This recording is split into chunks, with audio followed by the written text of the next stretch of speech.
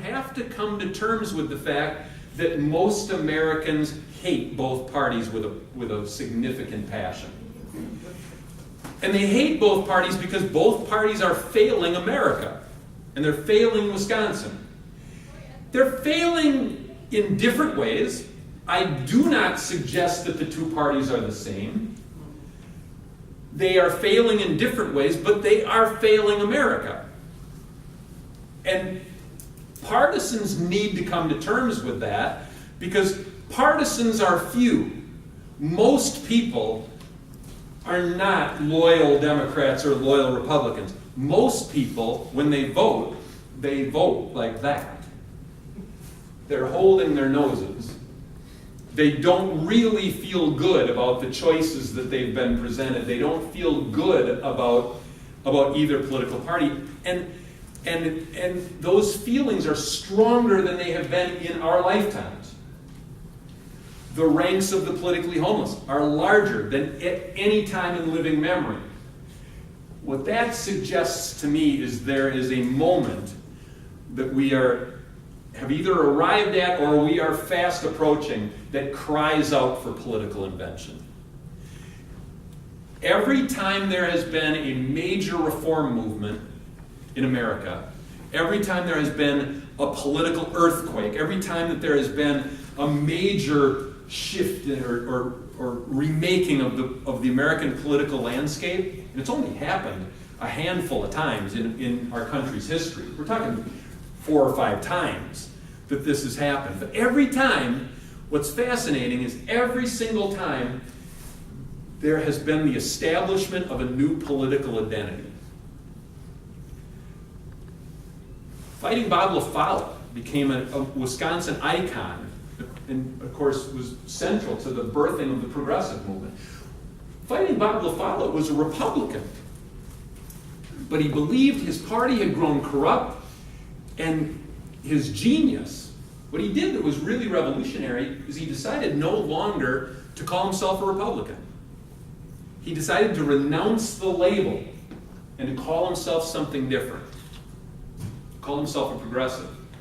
Well, eventually, Teddy Roosevelt ran on the Republican ticket as a progressive Republican for president. Some years later, Woodrow Wilson ran as a progressive Democrat. Both parties embraced the agenda. Both parties embraced the ideas because that new identity became so popular and became so threatening to the political establishment that they either had to adopt that identity, they had to adapt to this threat, or perish. Now, I am not suggesting a third-party movement. We do not need 3 parties. We need one that is worth a damn. And we have a 2-party system. America's system is not a parliamentary democracy. It is a 2-party system. Institutionally, structurally, there are all kinds of barriers to effective third-party organization. The system reinforces a 2-party arrangement. Whenever there has been a major movement in American politics that has been landscape altering, the interesting thing is that the system brings it back into a 2-party arrangement. The Republican Party, in the time of slavery, was born as a response to the Democrats and the Whigs. There were 2 major parties in America, the Democrats and the Whigs. Both were pro-slavery. Abolitionists wanted an anti-slavery alternative. They gathered in a little white schoolhouse in Ripon, Wisconsin. The Republican Party was born. Again, they established a new identity. And they said, we are not Whigs, we are not Democrats. And they called themselves Republicans. Now, did we end up with 3 parties? No. In that case, the Whigs were too slow to adapt, they were too stubborn, and they were extinguished. They were driven to extinction, and the 2 parties became the Democrats and Republicans. When LaFollette grew disillusioned with the Republicans and called himself a progressive, did we end up with 3 parties? No. But what we ended up with were 2 major parties that both embraced the progressive agenda because they learned from the Whigs' mistake and they adapted. So the system compressed back to two parties, but both parties were fundamentally transformed. What I'm suggesting, the food for thought that I offer, is I think we are approaching another moment. One of these historical moments where people have grown so disconnected from the establishment, so disillusioned with the current arrangement, so disgusted with the two major parties, so politically homeless, that this is a moment that cries out for political invention, the establishment of a new political identity. So I want to offer this food for thought. How many of you own a donkey? Real or many? A real living donkey. How many of you own one? How many do work assisted by a donkey? Now, how many people own an elephant? How many people own a pair of blue jeans? Raise your hands if you own a pair of blue jeans. Fascinating, isn't it, that so much about American life has changed since the time of our nation's founding. American life bears almost no resemblance. People work differently, they travel differently, we eat different food, we have the roofs over our heads are completely different. So much about American life has changed, and yet the American political parties and their trademarks have been around for ages. We haven't established a new political identity in our lifetimes. Now, what has more relevance to American life? A donkey, an elephant, or blue jeans? And I just use the image of blue jeans because what unites us, what do all Americans have in common more than blue jeans? City people wear them, rural people wear them, farmers wear them, factory workers wear them, construction workers wear them, people now wear them to church, kids wear them to school, young people, old people, black people, white people, everybody has that one thing in common at least. And what would better symbolize the common American and distinguish the common American from the lobbyists and from the suits on Capitol Hill and from the Koch brothers than blue jeans? Maybe we need to think about creating a blue jean movement.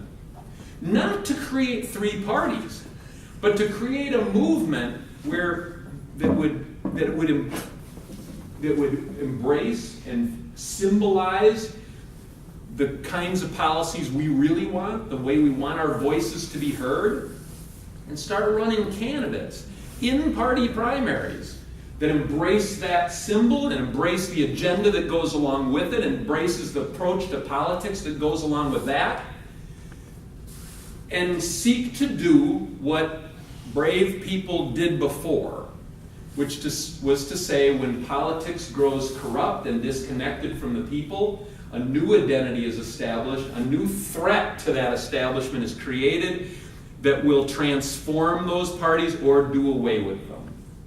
I think we are approaching a moment, if we have not already arrived, that screams out for that kind of political invention.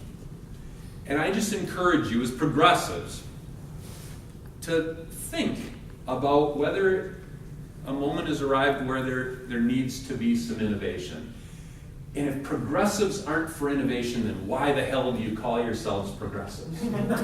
Why would you call yourselves progressives if you cleave to a political establishment and trademarks of that establishment that bear so little relevance to our lives? Why wouldn't we want politics that reflects who we are today? And why wouldn't we want a political process that actually speaks our language and that reflects our values and that actually would produce a government that does our will? I don't care if you're a Democrat or a Republican or what you consider yourself. This is, I think, the biggest challenge we face of all. Is can we muster within ourselves the spirit to fight back that resignation that this is what we're stuck with and think about how we escape this trap? And I know that I've strayed far from the message of just that money in politics is our biggest problem. But you know what? You can have the best damn reform agenda, and you can have all the good ideas, redistricting reform and campaign finance reform, and you can have powerful movements that take those ideas right up the steps of the Capitol. But if there are not elected officials who greet you at the door and take those ideas inside and fight for them, we're not going to get those things. We're not going to get campaign finance reform without political party reform. We're not going to get our democracy back unless we do something to seriously jolt the political establishment, which has grown corrupt. And these words may pain you if you are, for example, a loyal Democrat. But both parties are failing America. They are failing in different ways, but they are failing us nevertheless. We have reached a moment where the people are not getting what they want or what they need from government. And my final thought will just be to remind you words that are inscribed on the ceiling of the Capitol in the governor's conference room. They were spoken by Fighting Bob La Follette. He said, "The will of the people is the law of the land." And I defy you to explain to me how today those words ring true. You cannot look at the way government business is being conducted and conclude that the will of the people is the law of the land. The will of the Koch brothers might be the law of the land. The will of this interest or that interest or those wealthy folks or some other wealthy folks might be the law of the land. But the will of the people is not the law of the land. We have to do our part, use the power that we possess. It doesn't require the change of a law or the amendment of a constitution to make those words true again. And that's what I challenge you as progressives to think on, is how can we create that kind of political invention to bring about that kind of change. I think that's the challenge of the rest of our lifetimes. Thank you.